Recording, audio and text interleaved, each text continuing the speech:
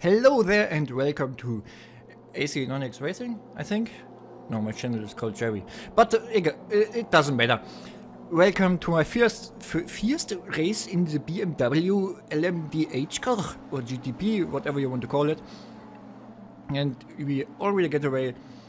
I started from P8, I think, so at the front of the mid pack, or at the back of the front pack, whatever you want to call it. And the start was relatively clean. We just get the normal Monza traffic jam at T1. But yeah, it's fine. No crashes, I think.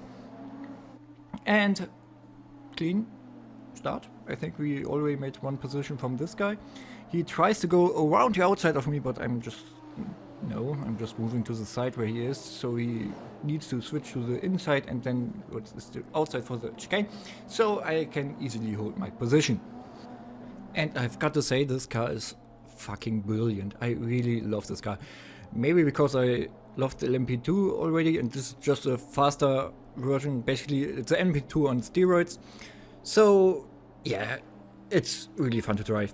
And coming to this section, we already have a small gap to the purple car behind me. And maybe you can hear there's just some tire squealing, and there's a guy, yeah. I think that was P2. I mean, I didn't laugh. It's okay. Everyone makes mistakes. As you can see in the background, just look at the black car, and then the purple car disappears behind me.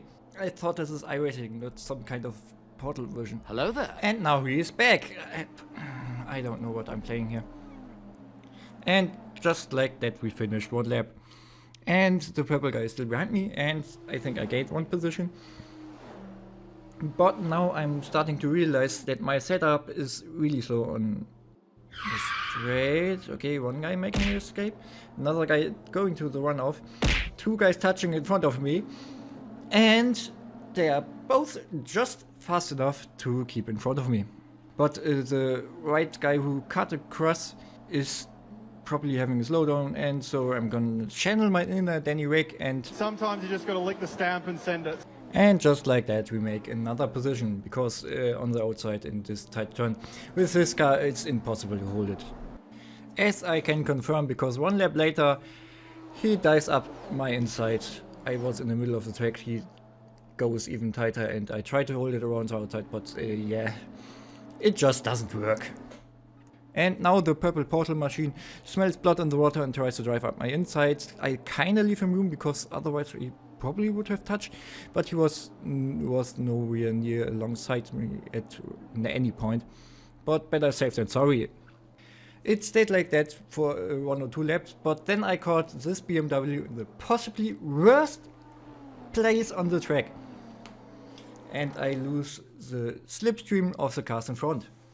I can stay in front on the straight, on the start-finish straight, but coming into the chicane, I kinda lose the rear a bit and lose the time. I have a really God damn it! I have a bad exit. There we go. And the purple portal machine goes up my inside. I force him really to the limit of the track, and I have a déjà vu. Because he dives up my inside, I try to hold it around the outside, and the guy behind smells blood in the water, tries to go to the inside, but there's already another car on his inside, so luckily for me they are fighting each other. But then in the next turn I try to test how the BMW drives on the gravel, and I can say it's a lot better on the road. Yeah, no shit, Sherlock! Because I lose one position to the black car right there, and in the next turn the Atari car goes to the inside, but luckily doesn't make a move, because that would be suicide. But he doesn't need to wait long to make the overtake on the back straight. He closed up right behind of me, and then on the exit of the parabolic car he is already next to me, and then not long on the straight he's ahead of me. Probably because my setup is not the best for straight line, or at least I think it is, and maybe because I didn't save enough energy to defend, because I attacked the laps before or so. I don't know. It's my first race was an actual race with the car, so yeah, I'm actually still clueless. So after a promising start, we keep going down. But for the next few laps, no one overtook me. Thank you, thank you. Thank you. Yeah, thank you. Thank you. Yeah, it's enough. Thank you. Thank you. It's enough. It's not that impressive. Thank you.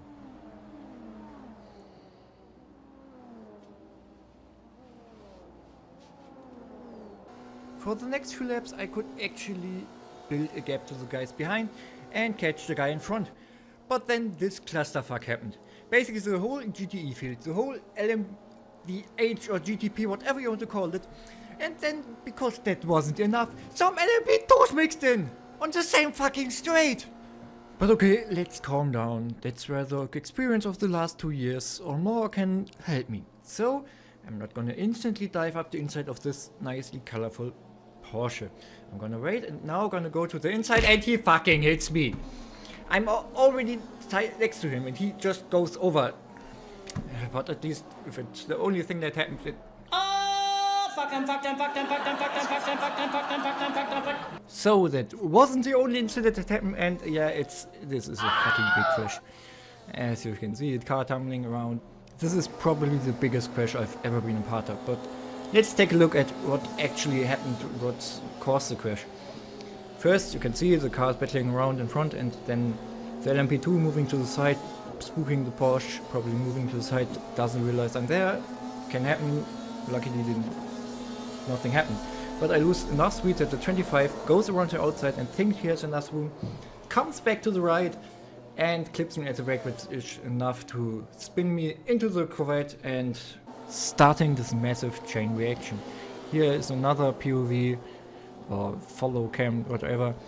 He gets tagged by us and then goes into another car that tries to avoid him, and this is just pure comedy.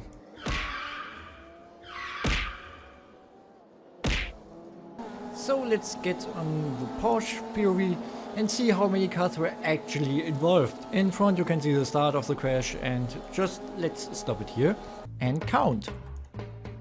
1, 2, 3, 4, 5, 6, 7. And last but not least, 8. yeah, so in total 8 cars involved.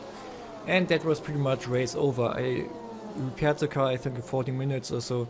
Went back out to get a little bit of safety rating, but yeah, that's it for this race. And on a serious note, let's all raise a glass to Ken Block. Rest in peace, you fucking legend.